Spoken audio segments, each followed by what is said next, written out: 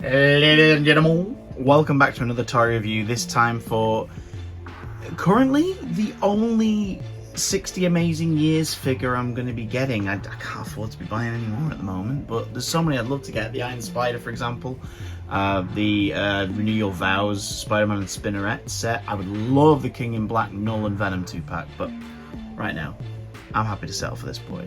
It is another Marvel Legends Spider-Man the Animated Series themed figure. Keep in mind these aren't direct figures based on the animated series, but they're using a packaging of the 90s action figures and the colour schemes of the characters from the animated series. The Lizard.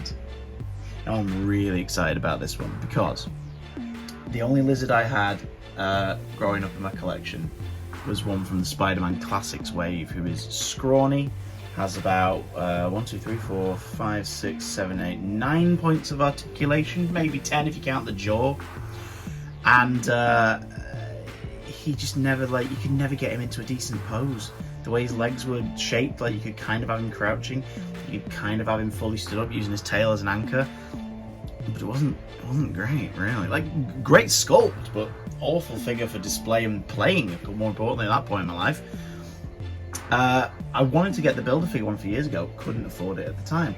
I got Gwenpool from that wave, so I have the Lizard's tail, but have you seen how much Lasher and all the other characters that came out in that wave go for now? No, there's no chance I'm being able to pick up that Lizard.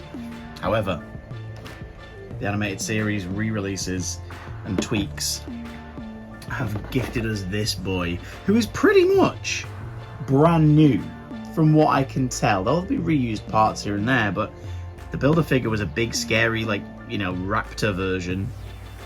This is a fairly sort of human-sized version of the Lizard with a few cool options. Let's take a look at the back before we forget. Some animated series style illustration there.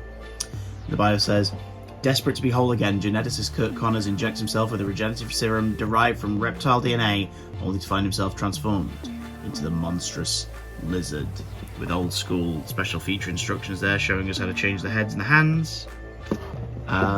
I love this packaging design. I think it's so cute. It's proper cute.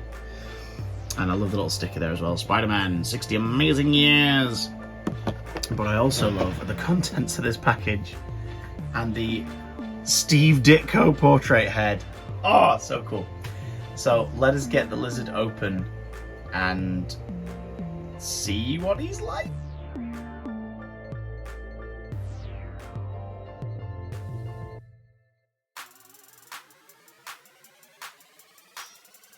Let's take a look at Articulation.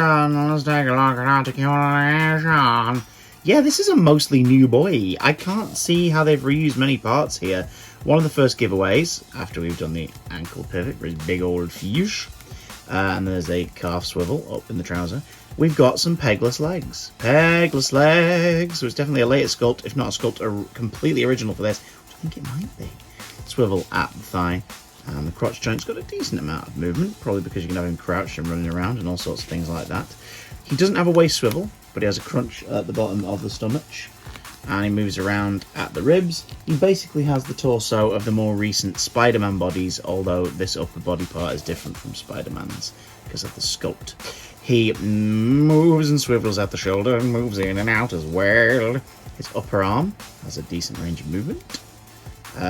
He's got double elbow joint. He turns at the wrist and pivots at the wrist itself for the spare hands, obviously. That's going to be useful later. The neck does move at the base as well, as you can see. Swivels around, so you can give him a bit more of a cocked head and everything. And then he's got a peg and ball joint on top of the neck, which I'm so happy about, because I think that's so much better than a double ball joint for a lot of figures. Let's talk sculpt before we look at the accessories and other pieces.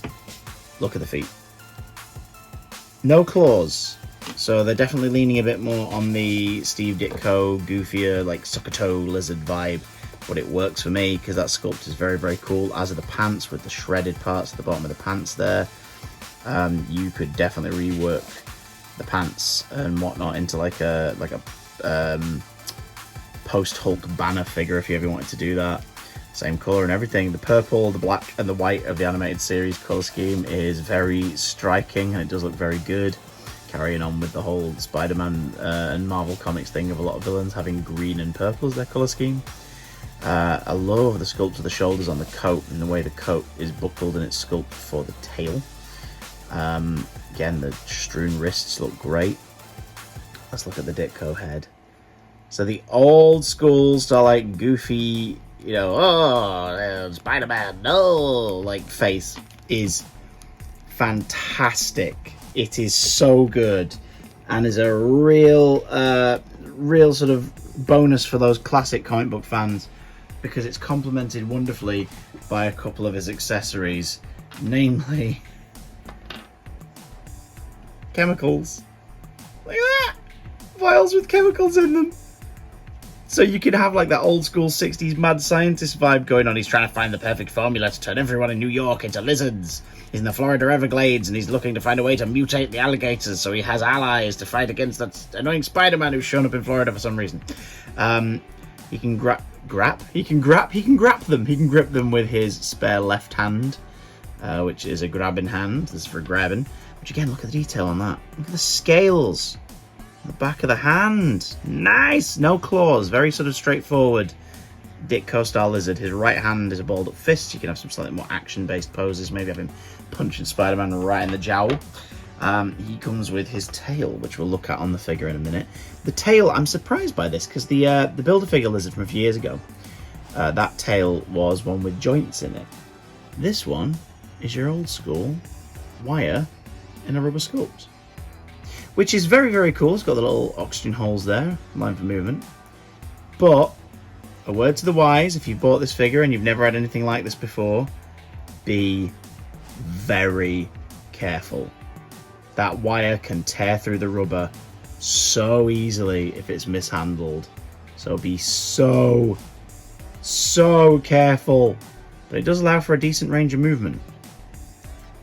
So yeah. And last but certainly not least, for the more modern lizard fans, or fans of the lizard from, I guess, like the 70s onward, a more traditional lizard head. There's yellow eyes, reptilian eyes, bared teeth. Got a bit of paint bleed on mine, but I don't mind so much. The tongue sticking out is a nice detail. It's very ferocious. If you're a fan of the animated series and you're picking this up because it reminds you of the animated series, this is obviously the head you're going to display him with. He's very small in scale compared to what I thought he would be. For comparison, here's a 6-inch range Loki, who is taller than the lizard. Bit weird that, isn't it?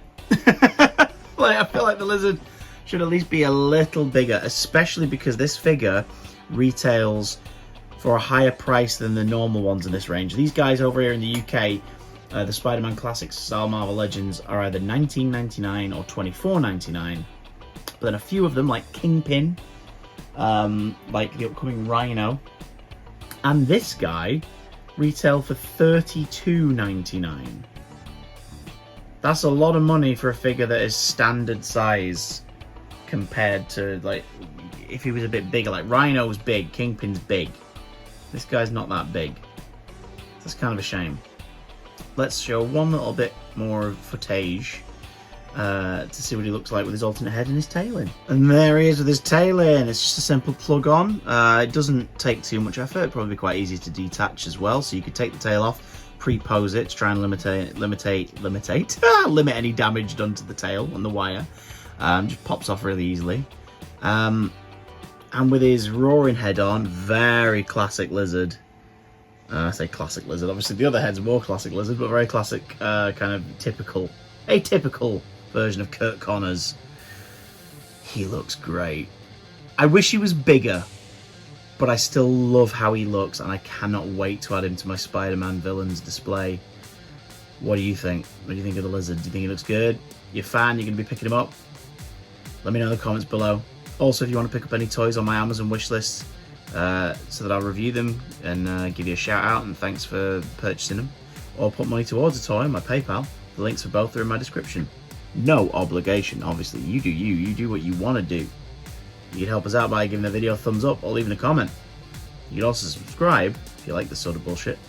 And I'll see you soon. Ooh, it's the lizard.